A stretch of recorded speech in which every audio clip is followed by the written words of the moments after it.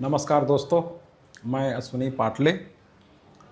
हमारा podcast channel positive scene में सभी का मैं स्वागत करता हूं।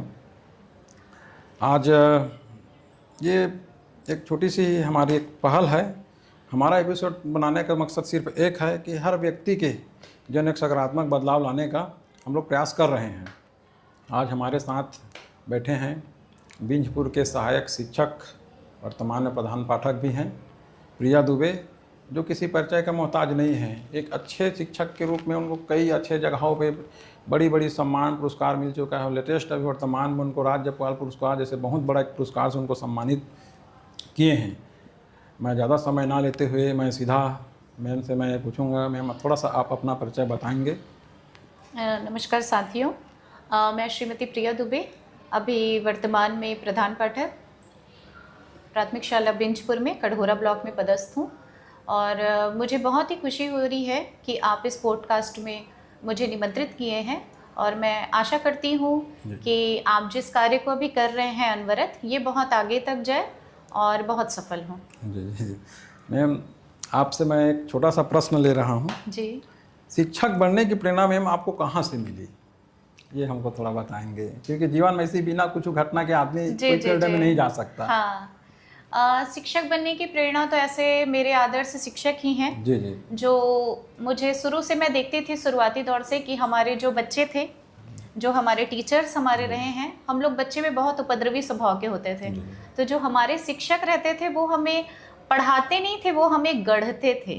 तो गढ़ते थे। तो आज जो कुछ भी मैं हूँ वो अपने आदर्श शिक्षक, माता पिता के आशीर्वाद और मेरे परम पिता मेरे पूज्यनीय बांके बिहारी जी की कृपा से ही हूँ। मैम आपकी शिक्षा की यात्रा शुरुआत कैसे हुआ? शिक्षा की यात्रा ऐसा था कि 2006 में मैं तुरंत पास आउट हुई थी 12th से। तो एक लक्ष्य तो था कि कुछ न कुछ एक बनना है ऐसा करके, और अपने पैर में खड़े होना है, कुछ नाम कमाना है। और मैं घर की शिक्षा से देखती थी कि मेरे पापा एक सरकारी जॉब में थे, तो एक नियमित अनुशासन पापा का रहता था कि मॉर्निंग से वो उठते, अपनी दिनचर्याओं में लगते थे। मम्मी एक जो घर की गृहिणी जैसी थी मेरी माँ, तो वो बहुत अच्छे से घर के कामकाज घरेलू करती थी। पापा एक नियमित दिनचर्या अनुशासन, तो हम लोग अपने घर का माहौल भी ऐसा था कि हम उसी अनुशासन वे पे रहें, तो घर के ही संस्कारों से ही। मैम अभी वर्तमान में आपको राज्यपाल पुरस्कार बहुत बड़ा एक सम्मान मिला रायपुर में, उसका अनुभव कैसा रहा वहाँ का? वो जो तो सम्मान मिला वो थोड़ा हम शब्दों में जानना चाहेंगे। जी, वो एक बेहद खुशनुमा माहौल था मेरे लिए, और जिसका मतलब शब्दों पे बयान कर पाना बहुत ही कठिन होगा। हाँ, लेकिन उसके लिए मेहनत, उसके लिए संघर्ष बहुत ही ज़्यादा था मेरा। और ये चीज़ बताना चाहूँगी कि कई बार ऐसा होती है कि प्रभु की जो कृपा होती है वो असीम होती है, अपार होती है। तो ऐसा लगता है कि वो प्रभु भी चाहते थे कि उस राह पे मुझे लेके जाना। मेरी जितनी फाइलिंग थी वो 2007 से लेके 15 सालों तक की मेरी मेहनत थी, जिसे मैंने एक फ़ाइल में संजो के अपने जिला पे रखा, और उस तरीके से धीरे धीरे लक्ष्यों को मैंने प्राप्त किया। मैम आपकी शिक्षकी कार्य का सबसे यादगार घटना कौन सा है जो आपको हमेशा मोटिवेट करता हो? ऐसा कोई पल, ऐसा कोई बच्चा जिनको आप पढ़ा के या कुछ अच्छा बनना देखते हुए ऐसा कोई घटना बताइए। एक ऐसा घटना ये है कि प्राथमिक शाला गांगपुर की घटना बताती हूँ, जहाँ पे मैं 2009 से 2023 तक बहुत लंबा समय उस जगह पे गुजारी। 15 साल का मेरा शिक्षकीय अनुभव वहाँ का था। तो मेरे जितने जो राज्यपाल के भी जो फाइलिंग है और वो भी है, तो वो बहुत मोटा अरसा मेरा मैं गांगपुर पे बिताई हूँ। वहाँ का जो एक छोटा बच्चा था वो बहुत मतलब मानसिक विकलांग उस बच्चे को हम कह सकते हैं, जो बहुत ही संकोची स्वभाव का होता था, किसी से बोलता नहीं था। वो बच्चे को मैं लाड से, दुलार से, प्रेम से, करुणा से उस बच्चे को जब मैं अपने पास में लाने की कोशिश की, वो धीरे धीरे बच्चा मतलब अपने इशारों से मुझे वो करते गया कि वो एक माँ का ममत्व मुझे देना करना। धीरे से जैसे ही वो क्लोज हुआ, 2020 जो हमारे कोरोना काल का समय था, एक बुरा वक्त आया, बहुत बुरा वक्त, जिसमें उसकी माँ खत्म हो गई। अब वो बच्चे के साथ में दोहरी भूमिका कि वो बच्चा बोल नहीं सकता, सुन नहीं सकता, और उसके बाद फिर एक विकलांगता प्रमाण पत्र आता है। तो उसको हम लोग 100 सीटर बेड में वहाँ गए और उस बच्चे के लिए विकलांगता प्रमाण पत्र बनवाया गया, छात्रवृत्ति इस बच्चे को दी गई और वो धीरे धीरे बोलना, मतलब वो बच्चे का बोलना तो नहीं हुआ इशारों में, पर मैं 2023 में जब उस बच्चे के पास छोड़ के आई तो मुझे आत्मा से सबसे ज़्यादा ये लगा कि अब उस बच्चे के साथ में कौन ऐसे कनेक्ट होगा जो उस बच्चे को आगे तक ले जाएगा। पर सबके साथ प्रभु रहते हैं, कुछ ना कुछ आगे हो रहा होगा बच्चों के साथ। चलिए, बड़ा एक अच्छा बात है हमको सुनने को मिला आज। एक विकलांग बच्चे के लिए आपने बहुत कुछ प्रयास किया, उसको अच्छा जीवन, उसको जीवन में लाइफ में कुछ अच्छा करने का। मैम, एक आपके जीवन में ऐसा संघर्ष है जिसने आपको बहुत मजबूत बनाया हो? संघर्ष तो संघर्ष ऐसा है, शिक्षकी कार्यों में मुझे उतना संघर्ष नहीं है, लेकिन कहीं ना कहीं मैं उस पारिवारिक जो दोहरी भूमिका होती है गृहिणी की, जैसे हम एक घर पे गृहिणी की भूमिका निभाते हैं, बाहर आते हैं तो एक वर्किंग वुमेन वाली बात रहती है, तो संघर्ष तो रहता है हमेशा कि जहाँ पे हम अपनी फैमिली को भी एक साथ खुश कर सकें और बाहरी प्रशासनिक आधिकारिक लेवल और अपनी विद्यालय अपने वहाँ को खुश कर सकें, तो संघर्ष तो एक आता रहता है, लेकिन वो पार करने में जो चुनौती मिलती है और उसको जब पार करके जो होती है तो वो पर डे वाली संघर्ष है भैया, वो पर डे संघर्ष है और पर डे जीत होती है उसमें और खुशी अनुभव होती है। आज के समय में बहुत से ऐसे शिक्षक अभी आने वाले समय में भर्ती हो भी रहे हैं जी, ऐसे युवा शिक्षक तो आप क्या संदेश देंगे ताकि स्कूल में अच्छा एक पढ़ाई का माहौल बन सके, जो गरीब बच्चे जो सरकारी स्कूल में पढ़ते हैं उनको अच्छा शिक्षा मिल सके, तो क्या ऐसा संदेश देंगे जो युवा शिक्षक हैं? जी, मैं युवा शिक्षक के लिए तो सबसे पहले एक ही बात कहना चाहूँगी कि हम जितने शालीनता से बच्चों से कनेक्ट होंगे, बच्चा हमसे उतना ही कनेक्ट होगा। और हम किसी बच्चे को पढ़ा नहीं रहे हैं, ये हमें भूलना पड़ेगा, हम किसी बच्चे को गढ़ रहे हैं। मतलब जैसे कुम्हार होता है जो अपने कुम्हार एक कच्चे मिट्टी से बर्तन बना के उसको करता है। मेरा कहना ये है कि हम किसी भी बच्चे के मन मस्तिष्क में बहुत अच्छी सी एक ऐसी छाप छोड़ सकते हैं जो हमारा जो स्थान है वो उस बच्चे के लिए जीवन पर्यंत एक रोल मॉडल के रूप में रहे। तो आशा करती हूँ कि सभी जो युवा हमारे जो शिक्षक हैं वो इस बात को ध्यान दें कि हम बच्चों को बनाते नहीं, गढ़ते हैं, करते हैं और रोल मॉडल उनके जीवन भर के लिए बन सकते हैं। मैम, भविष्य में जी शिक्षा के क्षेत्र में आपका और क्या सपना है?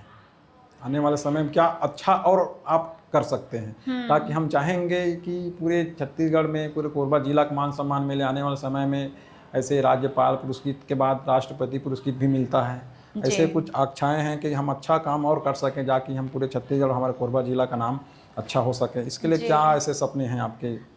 सपने तो ऐसा है कि मैं चाहती हूँ कि छत्तीसगढ़ के उस क्षेत्र पे जाके हम एक लीडरशिप, मुझ में एक लगता है मुझे कि एक नेतृत्व और लीडरशिप की भावना सभी में होनी चाहिए। और कहीं ना कहीं हम हाउसवाइफ के साथ में एक लीडरशिप, खासकर अभी जब मैं प्रधान पाठक हूँ तो मुझे ऐसा लगता है कि हम संस्था के राजा होते हैं। तो उस उद्देश्य से मुझे लगता है कि हम अपनी कड़ी चुनौती को पार करने के बाद में अपने संघर्ष को पर डे जो जीते हैं और उससे जो हासिल करते हैं हम, तो हम संदेश भी ये देना चाहेंगे कि हम उस कड़ी चुनौती को पार करने के बाद में वहाँ तक सफल हों। जी मैम, आप SCRT है, जिला शिक्षा प्रशासन डाइट में भी कई ऐसे ट्रेनिंग दिए हैं जहाँ शिक्षक को, छोटे बच्चे को हम आसानी से गणित पढ़ा सके, इंग्लिश पढ़ा सके, हिंदी। आपके पास बहुत सारे ऐसे प्रतिभा हैं और लगातार आप जब भी आपको जीवन में ऐसा अच्छा काम करने का अवसर मिलता है, आप ट्रेनिंग में कभी कोई ट्रेनिंग को नहीं छोड़ते हैं और लगातार ट्रेनिंग करते हैं। कोशिश रहता है कि आप अपना 100% योगदान देते हैं। इतनी एनर्जीफुल आप कैसे काम करते हैं? इसका ऐसे क्या राज है? कितना मेहनत तो बहुत जरूरी है। हम देखते हैं देर रात तक काम करना, सुबह अपने टाइम में पहुंचना, समय पर काम करना, ये बड़ी एक महिलाओं के लिए खासकर घर और नौकरी को दोनों देखना कितना चुनौतीपूर्ण रहता है। चुनौती तो रहती है, लेकिन सबसे बड़ी बात होती है कि किसी भी प्रशिक्षण में मुझ में रुचि होना, और अगर किसी काम में आपको रुचि है तो आप वहाँ पे बेहतर कर सकते हैं। और अगर आप स्टेज में खड़े हैं, खासकर मैं बात करूँगी अपने डाइट की स्टेज में। डाइट स्टेज एक ऐसा है जो जिला का सर्वप्रथम प्रशिक्षण संस्थान इकलौता है जहाँ पे हम पूरे 5 ब्लॉक के शिक्षकों को एक ही मंच में मोटिवेट कर रहे हैं, या मतलब शिक्षकों को बता रहे हैं कि आपको आगे कार्य कैसे करना है।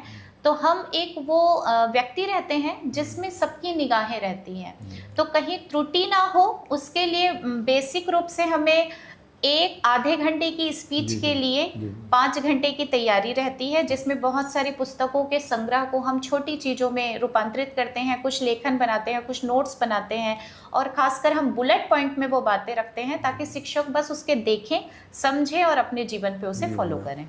मैम, तो ये रुचि विद्यार्थियों के वाली लिए बात है। जी। छोटे छोटे बच्चे हैं आज अच्छे जो 10वीं 12वीं में 12 में पढ़ रहे हैं, हुँ, ऐसे बच्चे को आप हुँ, अनुशासन और संस्कार विकसित करने के लिए हुँ, आप उनको क्या सलाह देंगे? संस्कार और विकसित करने के लिए उनको। मैं एक बात खासकर अभी के ये जो युवा बच्चे हैं हमारे, खासकर 10वीं 12वीं जो बच्चे पढ़ रहे हैं, उन्हें मैं चाहूँगी और अपनी तरफ से एकमात्र संदेश ये देना चाहती हूँ कि वो बच्चे अपनी नैतिक शिक्षा को कभी ना भूलें। माता-पिता की दी हुई शिक्षा को कभी ना भूलें। आजकल नैतिक पतन बहुत ज़्यादा हो रहे बिल्कुल। हैं और ख़ासकर लड़कियों के साथ में जो उपद्रवी जी, जी। स्वभाव हो रहा है, वो जी, भी जी। बहुत ज़्यादा हो रहे हैं। हम अपने परिवार में माता-पिता को भी एक संदेश देना चाहूँगी कि जो युवा वर्ग के जो हमारे बच्चे हैं, उन्हें वो ऐसा संस्कार दें कि आपके घर पे जो बहन है, माँ है, वो भी बाहर की भी वही बहनें और वही माँ है। तो हम ऐसा संस्कार विकसित करें, नैतिक शिक्षा उन्हें घर पे दें, ताकि वो बच्चे रोल मॉडल के रूप में हो और अपने लक्ष्य बनाएं। सबसे पहले बच्चे जो 10वीं 12वीं के हैं अपने एक लक्ष्य बनाएं, लक्ष्यों पे कार्य करें तो वो मुकाम हासिल कर सकते हैं। मैम, आप पहले की पढ़ाई अब में थोड़ी सी बहुत अंतर हुआ है। आजकल डिजिटल पढ़ाई, जी, लोग बच्चे मोबाइल से पढ़ाई करते हैं। ये जी। कितना अंतर है दोनों में? अंतर तो है और ऐसा है कि आजकल एआई का ज़माना एआई है। का, हाँ। एआई का ज़माना है। मैं भी बहुत संघर्ष करती हूँ उस चीज़ के लिए और मैं चाहती हूँ कि अगर हम उन युवा वर्गों के साथ में मिलके, मैं खुद युवा हूँ, पर मैं चाहती हूँ कि जो अभी लेटेस्ट जितनी जी। चीज़ें अपडेटिंग हो रही है, तो शिक्षक को अपडेट होना बहुत ज़रूरी है। ठीक, ठीक। एआई से हम पोस्टर बना रहे हैं, एआई से हम वीडियो कनेक्ट कर रहे हैं। अभी ये एआई का ही है जो आप मुझसे बात कर रहे हैं, जी, जी। तो कहीं न कहीं हम ये भी चाहते हैं कि ये बहुत अच्छा कार्य हो रहा है हमारा। मैम, एक अच्छे शिक्षक की क्या पहचान होनी चाहिए समाज में? एक अच्छे शिक्षक की पहचान ये है कि वो एक आदर्श रूप में परिणित हो सबसे पहले। जो अभी हम देखते हैं कि बहुत सारे जेंट्स, बोल देती हूँ मैं, माफ़ी भी चाहूँगी कि यहाँ पे जो छोटे से गुटखा पाउच और ये सब करते हैं, तो शायद हमें बच्चों के सामने में ऐसी कृत्य नहीं करना चाहिए, दुर्व्यसन नहीं करना चाहिए जिससे बच्चे उस चीज़ को देख के पकड़ें, जी, क्योंकि जी। हम एक रोल मॉडल हैं। शिक्षक हम कैसे बर्ताव कर रहे हैं, हमारा बच्चा हमारा अनुसरण करता है, हमको देखता है, हमको सीखता है, तो हम उस रोल मॉडल आदर्श के रूप में अपने आप को परिणित करें। ऐसा मेरा संदेश कई है। स्कूल में ऐसे बच्चे रहते हैं मैम, जी 50 की संख्या 100, उसमें कई ऐसे 10-5 बच्चे जो कमज़ोर बच्चे रहते हैं। जी। उसके लिए ऐसे क्या है जो ठीक ठाक उसको कमज़ोर बच्चे को भीड़ से निकाल कर उसको भी उसी लेवल में पहुंचाया जा सके? कई बच्चे ऐसे हैं जिस सर में जल्दी पीछे बैठते हैं, जी। कोई प्रश्न सर मुझसे ना पूछ दे करके। जी। ऐसे बच्चों को आप कैसे उसको प्रेरित करते हैं? हाँ, उसके शिक्षा के लिए लिए। बहुत अच्छा काम है हमारे जो चलता है राज्य की तरफ से, जिसमें मैं महाराष्ट्र गई थी 2022 को। वहाँ का एक बहुत अच्छा वाक़या आपको बताऊँगी थोड़ा सा मैं। 2022 को हम महाराष्ट्र गए थे। महाराष्ट्र में हमने वहाँ दत्तात्रेयवाड़े एक सर का विद्यालय है, जहाँ बहुत बड़ी संख्या बल से एक ही विद्यालय में बच्चे पढ़ते हैं, जहाँ 100% कार्य होता है, 100%।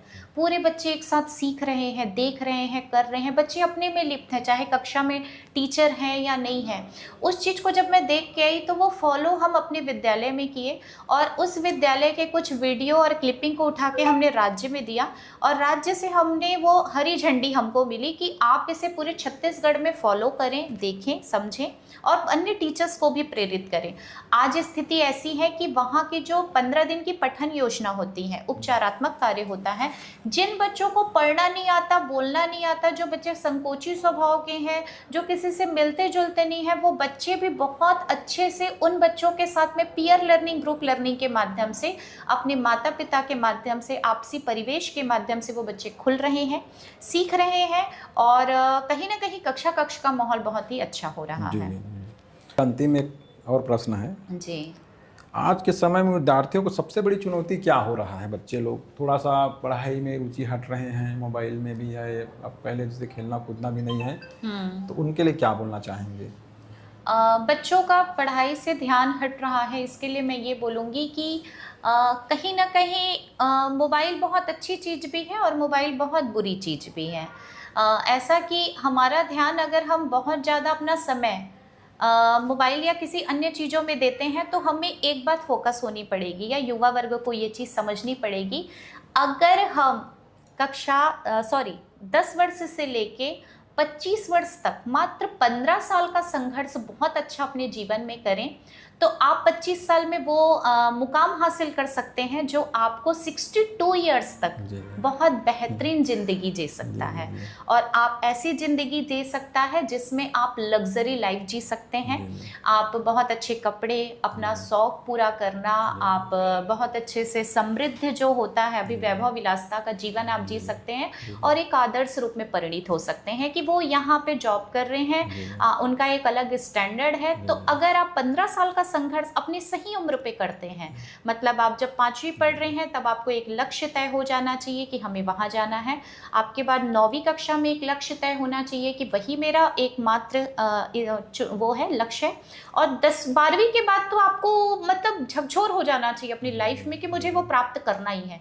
जब तक आप प्राप्त ना करें तब तक चैन से ना बैठें, और आपको वो अगर मुकाम हासिल हो गया तो फिर बल्ले बल्ले है, और नहीं हुआ तो फिर वही जीवन भर हम अगर उस क्षेत्र को, उस समय को छोड़ देंगे तो कहीं ना कहीं हम जीवन भर सिर्फ पछताते रहते हैं, और यही नैतिक पतन का कारण बनता है। जो युवा वर्ग अपने लक्ष्यों को प्राप्त नहीं कर पाते, फिर आप देखे होंगे हम पेपर में जितनी सारी घटनाएं पढ़ते हैं कि बच्चे कहीं फांसी लगा लिए, कहीं मृत्यु को प्राप्त कर रहे हैं, या अपना वो स्ट्रगल नहीं कर पाए तो अलग भटकाव हो रहा है या क्रिमिनल चीज़ों में जा रहे हैं। तो हमें अपना लक्ष्य सही समय पे केंद्रित अवश्य करना चाहिए। चलिए प्रिया मैम, आप अपना बहुमूल्य समय देने के लिए हम आपका बहुत बहुत आभार करते हैं, और अपना बहुमूल्य समय देने के लिए आपके हृदय से आभार करता हूं। आप अच्छे रहें, हम मां से कामना करते हैं आने वाले समय में आपको राष्ट्रपति जैसे बड़ा पुरस्कार से आपको सम्मानित करें एक अच्छे शिक्षक के रूप में।